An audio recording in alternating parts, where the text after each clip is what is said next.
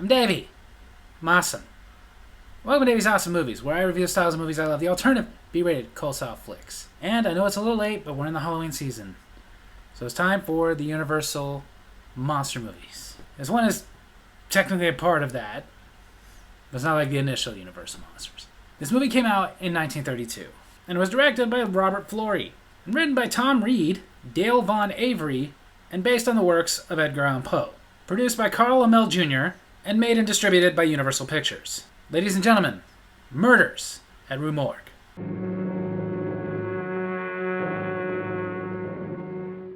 Oh, you're just gonna go with Swan Lake, like from Dracula.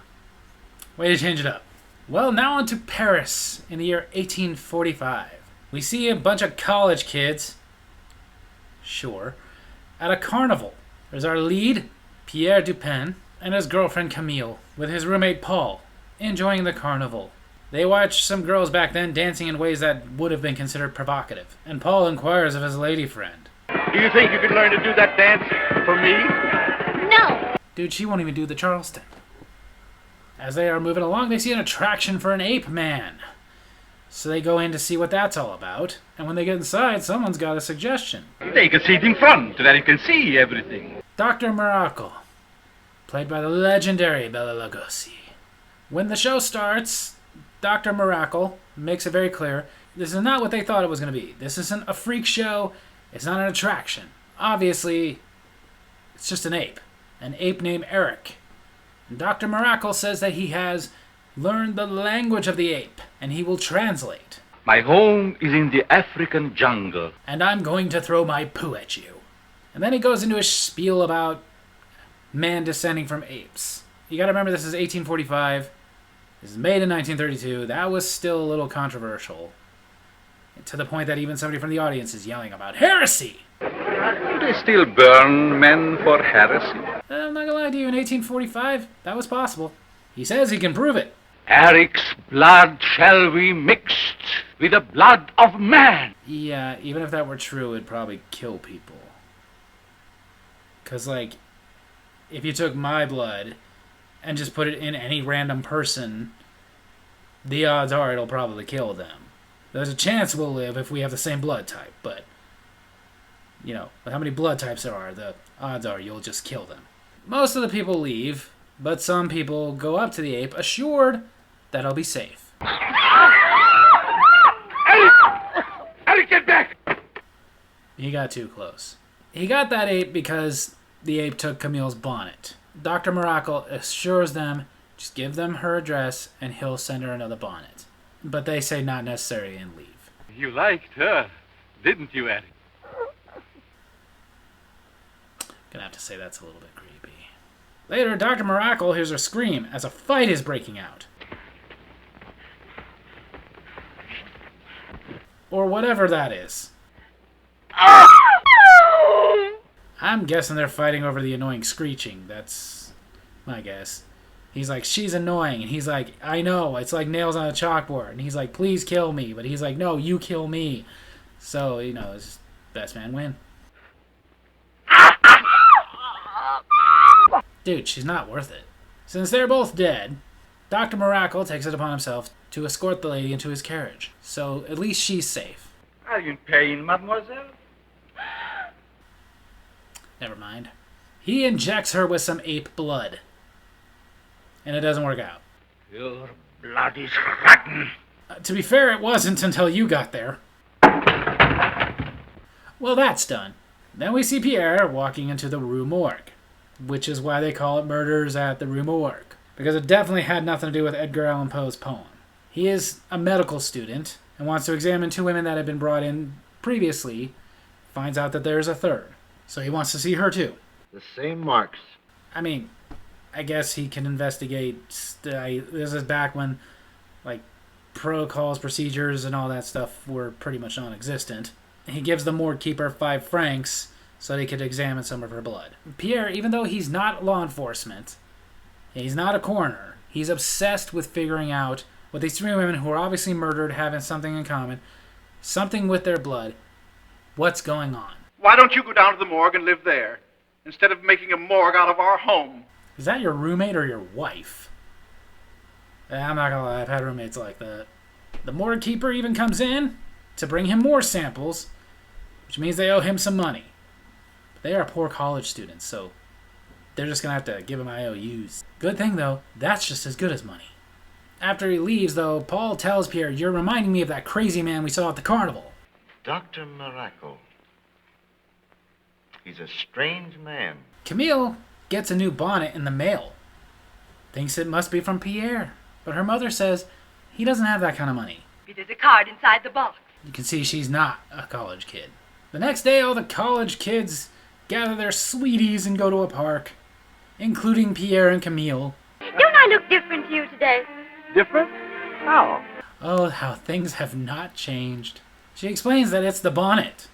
She got it from Dr. Miracle, and he wants her to come to his tent tonight and meet with him. I'll go see your Dr. Miracle tonight. I feel like this would go differently in most cases. Like, this would be more along the lines of like, "Bitch, I'm going, you stay home." Pierre goes to meet with Dr. Miracle, who's clearly perturbed by the fact that he showed up, not Camille. He rushes Pierre out, saying he's got to leave. The carnival is moving on to Munich in the morning, and he's going with them. That's Dr. Miracle stuff. He's not going with us. He's going to stay in Paris.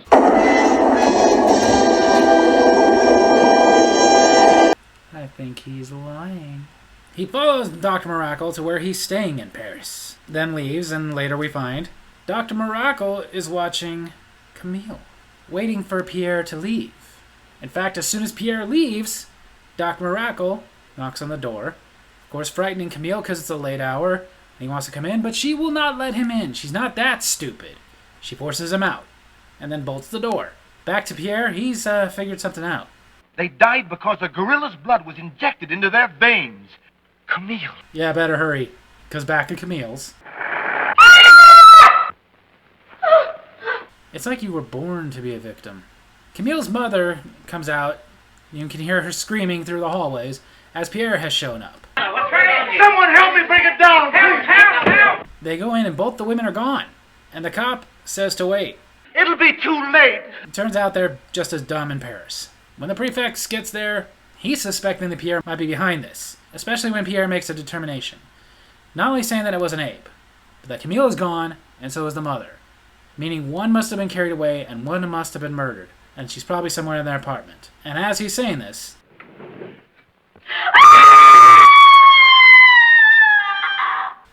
they found her. He tells the prefects about Dr. Miracle and his ape. Here is proof. That is not human. So now the police are going to get Dr. Miracle. He knows this. He has to hurry. Back to your cage. Yeah, it turns out you're not actually in charge. Dr. Miracle is dead, and everybody outside is freaking out because they can see the ape carrying Camille up into the roof. So because of this, Pierre takes a cop's pistol and goes up to the roof himself. Because, cops will just let you do that. When he catches up to the ape, Camille has finally awoken, and the ape puts her down to go confront Pierre. Well, that was easy. But with that, Camille is safe. But Pierre's gonna have to tell her she might need to come move in with him, because she ain't got a mother no more. So there you have it. That's the 1932 classic Murders at Rue Morgue. This came out right after Frankenstein. The movie got mixed reviews and was ultimately considered a failure, even with its low budget of around $186,000. Which then again, back then wasn't a low budget, but it wasn't huge either. Very few parts of this actually line up with Edgar Allan Poe's poem, Murders at Rue Morgue. For example, the discovery of the corpse in the chimney, and there was a part that I didn't put in here because it was just kind of stupid, where they were arguing over what language the murderer spoke. One problem, though, with this is the censors cut quite a bit out of it. The original cut of the movie was 80 minutes. But the censors got in there and they cut a lot. They cut a bunch of stuff of Dr. Miracle talking about evolution, because that was kind of taboo back then. They cut a lot of the knife fight scene because it was too violent. They cut a lot of what happened to the girl after that because they didn't want to see torture. So basically, by the time that they were done with their cuts, it went from an 80-minute movie to a 61-minute movie. So when you think about that, it's not like normal now where it's like, okay, it's just a few minutes. That's almost 20 minutes of movie. Robert Florey, the director of this, he was actually supposed to direct Frankenstein before they decided to go with James Whale. Not only that, but Bela Lugosi was originally supposed to play Frankenstein. But Frankenstein was actually going to have some dialogue, and Bela Lugosi wanted to play it a way that they didn't really want him to play it, so that went to Boris Karloff. This was actually kind of a consolation prize for them. They were like, okay, well, you guys don't get to make that movie, so we'll let you make this one. And apparently Robert Florey was not happy at all with either the finished product or just his experience making this movie. Apparently he said dealing with the executives was a nightmare. And I can get why this didn't really seem like much of a consolation prize, because again, with the failure behind it, they basically started using Bela Lugosi less and less, which to me is unfair. That's not his fault. His performance in the movie was really good. It's just the movie overall wasn't what people were expecting. I mean, back then, their biggest criticism was that this movie was too scary, which nowadays makes us laugh because most of us would fall asleep watching this. But to them, it was very, very scary, but not enough story. That's probably because of the cuts. In my opinion, Bela Lugosi's performance was great, but it just comes down to a great performance can't make a good movie. As far as the movie itself, would I recommend it? Whereas I think that you can enjoy the Universal monster movies, because I do, Dracula, Frankenstein, and whatnot, this one, I really kind of only feel that the only way you can enjoy this one is being a fan of nostalgia, like I am, watching it and going like, wow, how things have changed. Wow, what they used to do back then. How things came about. But as far as the story itself, it's okay. It's not wonderful. I honestly did not know this was a Universal monster movie until I was researching Dracula years ago.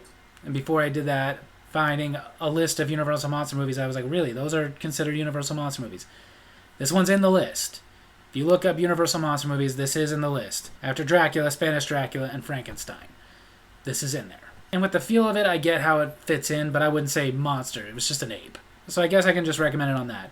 If you like nostalgia, and you want to say that you've seen all the Universal monster movies, then yeah, sure. Check out Murders at Rue Morgue. So there you have it. That's my movie review this week. Hope you guys enjoyed it. And if you did, make sure to hit like, hit subscribe, hit the little bell so you get notifications when I post videos. I'll leave a comment I can respond to in my next comment corner. If you've seen Murders at Rue Morgue, tell me what you thought of it, or tell me if this is the first you've ever heard of it. Love you guys.